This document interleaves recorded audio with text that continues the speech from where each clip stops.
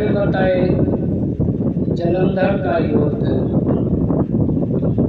संत कुमार जी बोले कि जब जलंधर को अपने फौज में आते हुए इंद्र आदि देवता वहां से भी भयभीत कामित होकर भाग चले।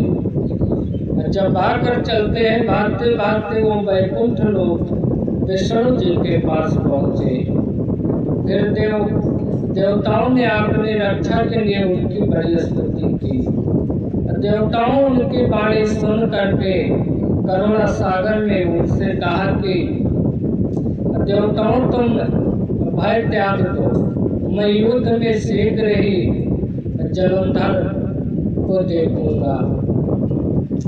ऐसा कह करके कहते ही भगवान गरुड़ पर जा बैठे। तब देवताओं सहित उन्हें युद्ध क्षेत्र की ओर प्रणाम करते हुए देखा। समुद्र ने लक्ष्मी जी के नेत्रों में जल भरा आया और उन्होंने कहा कि यदि मैं सर्वदा आपके प्रिय और भक्त हूँ तो मेरा भाई जो है आपके द्वारा युद्ध में कैसे मारा जाना चाहिए। हंसकर विष्णु जी ने कहा कि अच्छा, यदि तुम्हारी ऐसी प्रियता है तो मैं उसे आपने तो नहीं मारूंगा, परंतु युद्ध में तो जाऊंगा। ये ऐसा कह करके उस चक्र गदा पद्मधारी भगवान विष्णु गरुड़ पर चढ़े हुए यह युद्ध के उस स्थान में जा पहुंचे कि जहाँ के जलंधर वृद्धमान तथा विष्णु तेज से दामृत देवता सिंहनाद करने लग जाते हैं। तरुण के अनुज गरुड़ के पंखों की प्रबल आयु से पीड़ित होकर वह दैत्य इस प्रकार घूमने लगा कि जैसे आंधी से बदला आकाश घूमते हैं। अब अपने वीर दैत्यों से पीड़ित होते देखकर जलंधर क्रोधिष्ठ होकर विष्णु अधिष्ठ वचन कह करके उन पर कठोर आश्रय कर दिया। संत कुमार जी बोले कि हे दीक्षित प्राणों से व्याध देवता इधर उधर भागने लगे। तब इंद्रों को इसी प्रकार भयभीत हुआ देखकर गरुड़ पर चढ़े भगवान युद्ध में आगे बढ़े। उन्होंने अपना शंख नामक धनुष उठा करके बड़े जोरों तक काट कर दिया। पल मात्र में भगवान ने हजारों दैत्यों का सिर काट दिलाया। यह देखकर जलंधर को क्रोध में सीमा न रही। बाणों से वह फिर तो विष्णु का महासंग्राम हुआ। विष्णु जी ने अपने वेग से उन दैत्यों की ध्वजा छाल और बाण काट डाले तथा एक उसने व्याध प्रचंड गदा उठाकर गरुड़ मस्तक पर दे मारा। गरुड़ पृथ्वी पर गिर पड़ा। साथ ही क्रोध से उस दैत्यों ने अपने ओठों को पकड़कर हुए विष्णु जी के छाती में भी एक छेड़ बाण मारा। इस उत्तर में विष्णु जी ने उसकी गदा काट दी और अपने यथा धनुष पर बाण चढ़ाकर उसको वधन आरंभ किया। जलंधर भी इन पर अपने मैंने बरसाने लगा। इसी पर जलंधर ने विष्णु को कई पाने बाण मारकर विष्णु धनुष को काट दिया। धनुष के कट जाने पर भगवान गदा ग्रहण कर ली और शीघ्र ही जाकर के गदा मारी और उस पर दैत्यों कुछ भी चलायमान न हुआ और मंदोमद हाथी के सामान यह की माला के ही सामान्य जन साथ ही उस युद्ध दुर्मित ने अत्यंत कोदिष्ट होकर एक अग्निमुख त्रिशूल उठाकर विष्णु पर छोड़ दिया। विष्णु जी ने शिव के चरणों पर भस्म कर नंद नामक त्रिशूल से उसे खड़ा को छेद दिया। जलंधर ने झटपट विष्णु जी की पत्नी पर जाकर के मारुति पर जो मूर्तिका मारी, उसे उत्तर में भगवान ने वे अपनी छाती पर अपनी मुष्टिका पर प्रहार किया। यही दोनों निर्दिष्ट बहुत और मुष्टिका से महायुद्ध करने लग गए। कितनी ही भगवान जाकर के उनके साथ युद्ध करते रहे। इससे उसको बड़ा आश्चर्य हुआ। भगवान उस दैत्य राज से मेघ और रण में बोले, रण दैत्य श्रेष्ठ को धन्य है जो इस महायुद्ध में इतने बड़े युद्ध भी भयभीत न हुआ। तेरे इस महायुद्ध से बड़ा प्रसन्नता हो, जो चाहे वर मांग लो। मायावी विष्णु जी के ऐसी बाणी सुन करके इच्छा ने कहा कि भावुक यदि आप मुझ पर प्रसन्न हैं तो ये वर दीजिए कि आप मेरी बहन के साथ तथा सारी बुद्धियों हित मेरे घर पर निवास करें। संत कुमार जी कहते हैं कि उनके ये वचन सुन करके विष्णु को खेद तो हुआ, किंतु इसी क्षण उन्होंने तथास्तु कह दिया। तथास्तु कह करके अब विष्णु सब देवताओं के साथ अंधापुर में जाकर के निवास करने लग गए। जलंधर अपनी बहन कभी भी और देवताओं सहित विष्णु को वहां पाकर बड़ा प्रसन्न होकर देव के स्थानों पर दैत्यों को स्थापित कर जलंधर पृथ्वी पर आया। निशुंभ को पता में स्थापित कर दिया और देव यज्ञ गंधर्व सर्व राक्षस मनुष्य आदि सबको अपना पृथ्वी मंदिर भवन पर शासन करने लगा।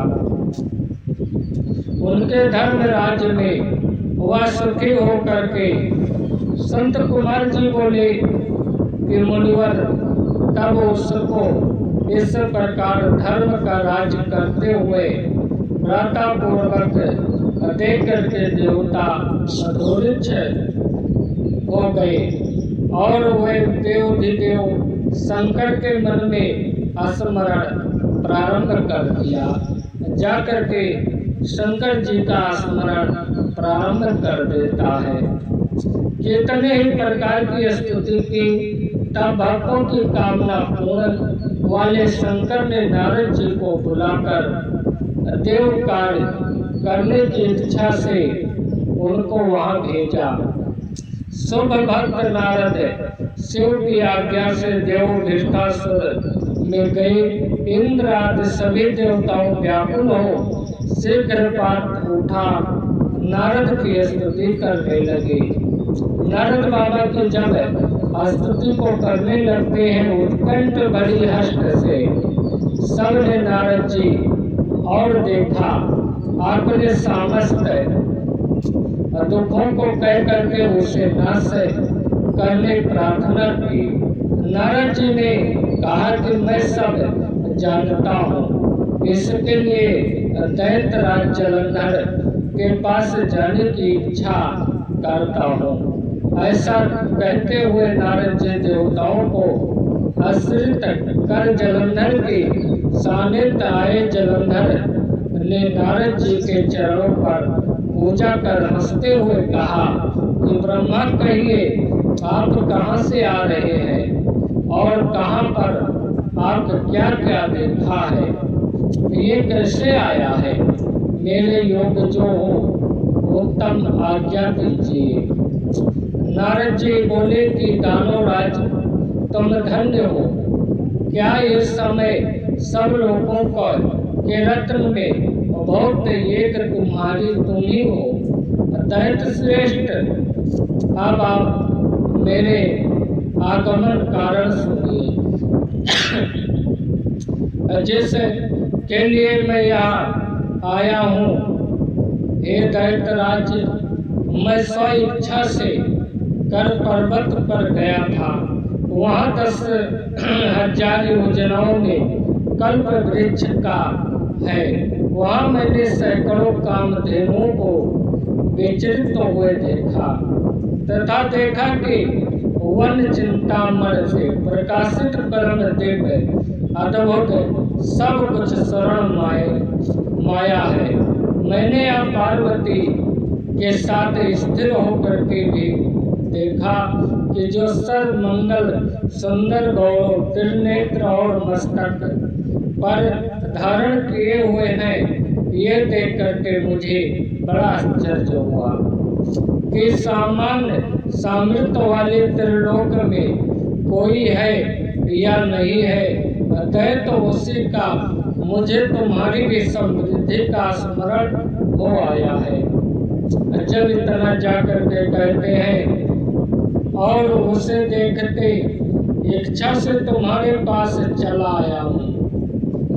सुन करके जलंधर को हर्ष हुआ कि नारद जी की आपने सब समृद्धि दिखला दी। उसे देवताओं का कार्य साधन करते हुए इच्छा से प्रेरित जलंधर की बड़ी प्रसन्नता की और कहा कि निश्चय ही तुम तीनों लोग कार्तिक हो योग्य थे। तुम्हारे लिए ऐसा होना कोई विचित्र बात है नहीं है। ऐरावत तुम्हारे पास है, उचित स्वाद घोड़ा तुम्हारे पास है और कल्प वृक्ष कुबेर की निधि तुम्हारे घर है। मणियों और रत्नों का ये तुम्हारे यहाँ लगे हैं। वह ब्रह्मा जी का हर्षयुक्त विमान को ले जाकर और आदित्य लोक, पाताल और पृथ्वी पर जितने भी आदि ईश्वर को देखकर बड़ा प्रसन्न हो।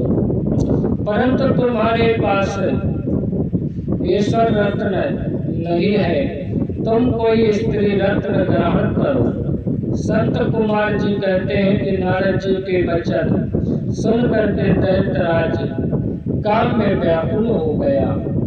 उसने नारद जी को प्रणाम कर पूछा कि आप ऐसी स्त्री कहाँ योगी जी सब रत्नों में श्रेष्ठ हो। यदि ऐसा अजय रत्न कहीं मिले तो आपकी आज्ञा से मैं उसे अवश्य लाऊंगा। नारद जी ने कहा कि कर रत्न तो कैसा पर्वत में योगी शंकर के पास है।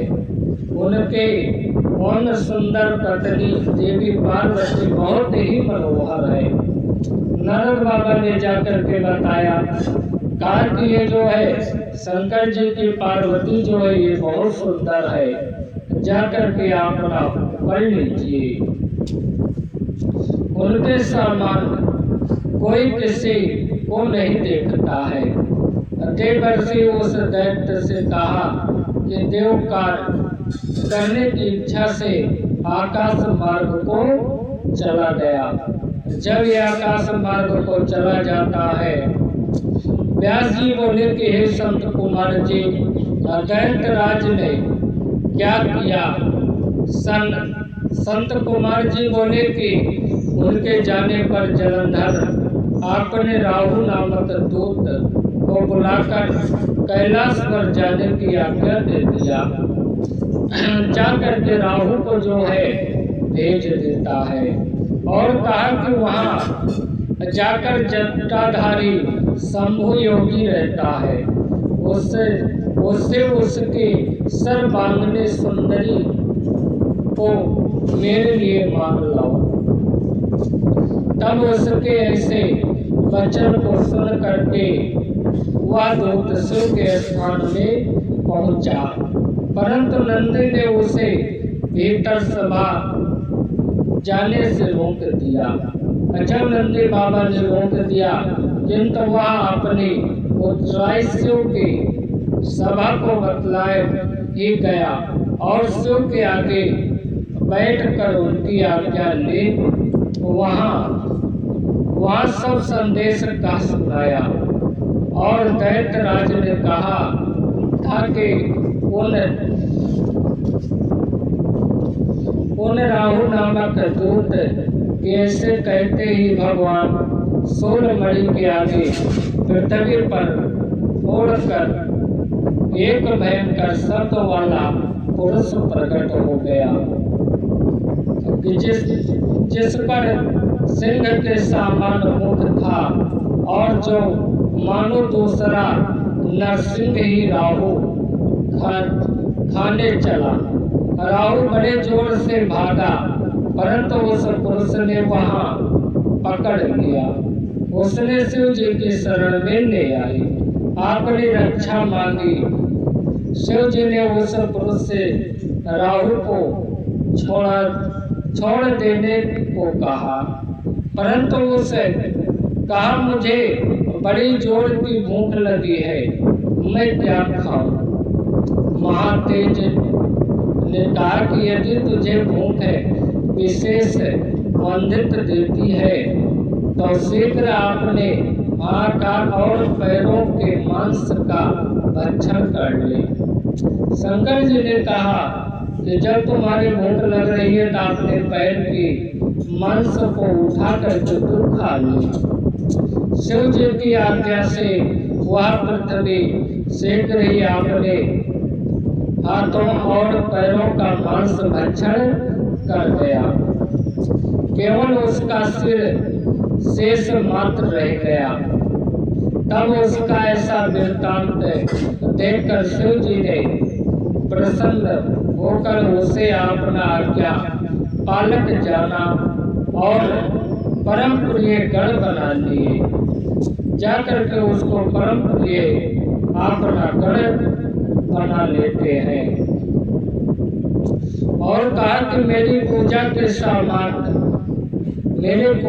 सामान तेरी भी सदैव पूजा होती रहेगी, और तो तेरी पूजा न करेगा मेरे प्रिय न होगी। उस दिन से वह शिव जी द्वारा प्रसकारकृत मृतमान नामक जाकर के सौकृत मुख नामक गण होकर रहने लग गया। व्यास जी बोले कि संत कुमार जी, उसी समय राहु उस पृथ्वी से छूटकर कहाँ गया? सूत जी कहते हैं कि जब अमृत तेज वाला व्यास जी ने उन महामुनि से ऐसा पूछा तो संत कुमार जी ने ये कहा कि उसे छोड़ने पर वह आदित्य नामक से विख्यात हो गया और जाकर के मानो अपना नया जन्म पा करके उससे अपने को धन्य मानने लग गया। वह धीरे धीरे जलंधर के पास गया। वहां जाकर उसने शंकर जी की सब श्रेष्ठ सुना दी। उसे सुनकर दैत्यराज को बड़ा क्रोध आया। इसने सब दैत्यों को सेना सजाने की आज्ञा दे दी। कालनेम जो है जाकर के अपना कालनेम और शुभ निशुंभ आदि सभी महाबली दैत्य तैयार होने लग गए। एक महाबली दैत्य करोड़ों की संख्या में निकल कर युद्ध के सम्मिलित हुए। महाप्रतापी इंद्र पुत्र शिव जी से युद्ध करने के लिए निकला। उसके आगे महर्षि शुक्र और चयनित राहु कुमार तो उसी समय जलंधर का मुख खींचकर पृथ्वी पर पकड़ आकाश में ढेर छा गया और बड़े आपस गुप्त हुए। इंद्र आदि सभी देवताओं ने एक होकर कैलाश पर शिव जी के पास जाकर के वृत्तांत कहा सुनाया और यह भी कहा कि आपने जलंधर से करने के लिए जो विष्णु को भेजा था वह उसके आश्रित होकर वे लक्ष्मी सहित जलंधर के अधीन हो उसके घर में जाकर करते हैं। ऐसा कारण अब देवताओं को भी वहाँ रोहन भरते हुए अब सब महाबली सागर पुत्र आपस से युद्ध करने लग गए। अतएव आप उसे मारकर हम सबकी रक्षा कीजिए। बताओ या सुनकर शंकर जी ने विष्णु जी को बुलाया और विष्णु जी की उपस्थिति हुई। तब शिव जी ने विष्णु जी से पूछा, हर केस आपने जलंधर का सहारा क्यों नहीं किया और वैकुंठ का आप उनके घर में कैसे चली आई?